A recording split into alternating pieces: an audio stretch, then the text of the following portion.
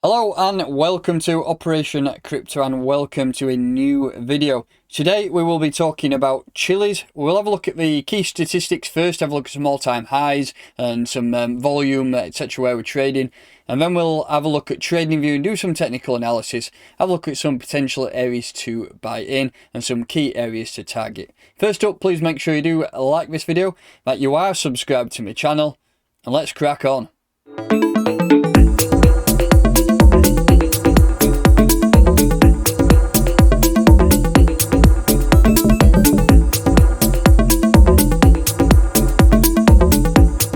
Chiliz, which is ticker CHZ, is currently ranked 123 out of all cryptocurrencies. We have a token price today of $0.0155584. We moved as we spoke. If you cover at 1.5 cent, we are 9.2% up on today's trading. We have a total supply of 8.8 billion tokens. I'm not reading that number out because it'll probably catch me out. We have a circulating supply of 4.2 billion. 24-hour volume, we are getting $60.5 million, and the market cap today, which is the 15th of December 2020, is just shy of $78 million. If we look at the market pairs, see where that volume's getting traded.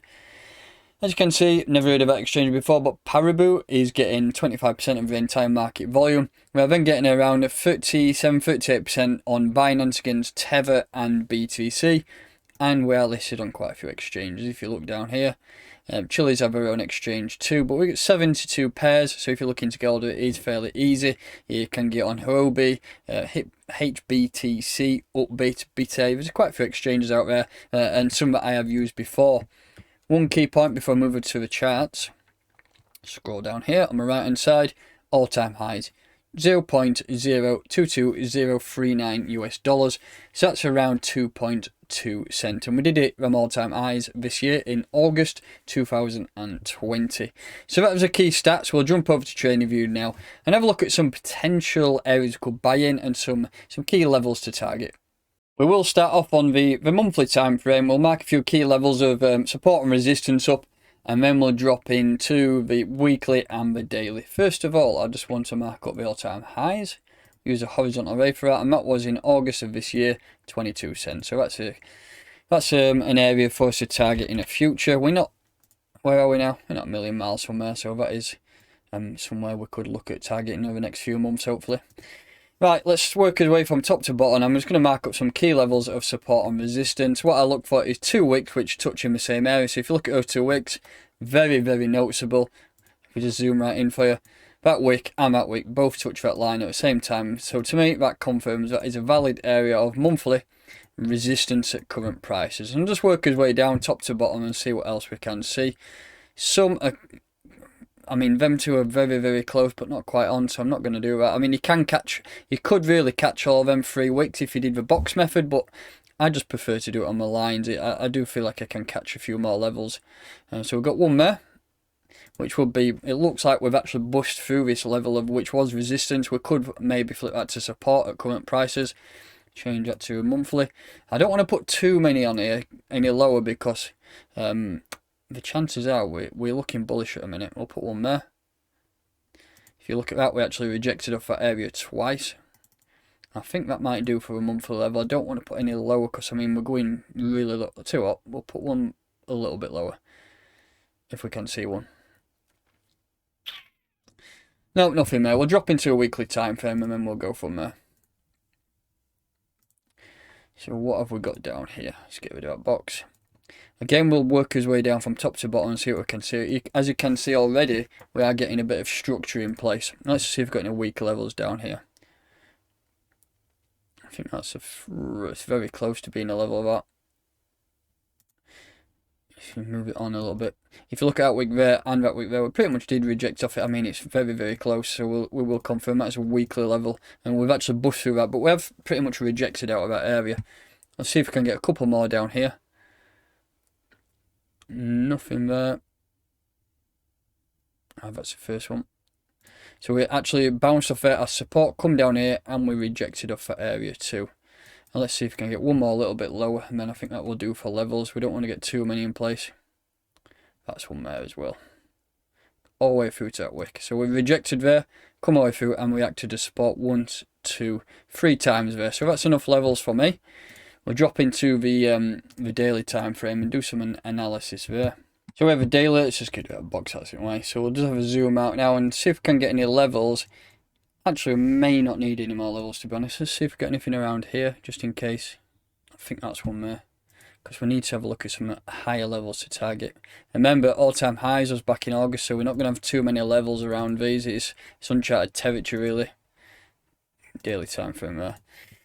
So I think that's going to be enough structures for us to work with. As you can see, we had a big rise up, all-time highs, and people taking profits, and we have rejected down here to these levels at very, very low in November, but we have started to push back up now. There's been some good news with Binance Launchpad adding some of the fan tokens to there, so I've not had an in-depth reading that, but this could be what is leading that charge, especially on this daily candle as it was announced yesterday. So what I want to do first up is just put a little bit of a bearish scenario on this and have a look at some potential areas to buy in. And for that, I'm going to use the Fibonacci, and I'm going to take it from the lowest wick down there all the way up to that highest wick there. If I'm ever looking to invest in a project and it's done quite a significant move up like that, I look at a 61% retracement level. As you can see, we've had a few wicks that I've touched at quite often. It's quite close to a monthly level, so potentially, depending how the market goes, we could come back down to these areas here, but you just have to be careful because December historically is a great month for altcoins, and it could just take Ethereum to break out in its BTC pair and everything could fly. I just want to show you that quickly. I've just marked it up on my chart earlier on. Let me just have a look for FBTC. If you can find it on this massive list. Where's FBTC? There we go. Okay, now. So I've just put onto weekly time for a second, and I've marked this up. Look at this, what happened. BTC, F was quite good against BTC back in 18, and that's when alt season happened. It's been fucking absolutely diabolical ever since. But we're coming to a head here. We're coming to what I think is an area where Ethereum's going to break out against BTC, and I think that will ignite alt season. I really, really think so. We just need to monitor that. If we break out, then keep his eyes on alts because we will push. But going back to Chiliz, because that's what we're talking about. So these are some potential areas to buy in. In my opinion, we have made this move now, and I don't think we're going to come back down to a 618 level. So for an investment perspective, I think, let's get rid of Fib now because I'm not going to use that. I think this weaker level here could be a good potential area to place some orders at 0.013252. So I think that could be a good area to buy in, and we will mark that up. We'll just put a rectangular box around there. Just monitor it though, because if it does start coming down and it does lose this support, then obviously we've got some strong support down at 0.01258. We've got a lot of trading around there, and it is bounced up off that area last week, so that is the start of that major move. I do think this could be a good area to invest if it comes back in. We'll also need to watch this daily candle. If we close above 0.016 cent, then this area monthly support at 14.728 cent could also be a good area to buy in, because that will be support then. So that is some potential buy zones. If we just we'll clone that.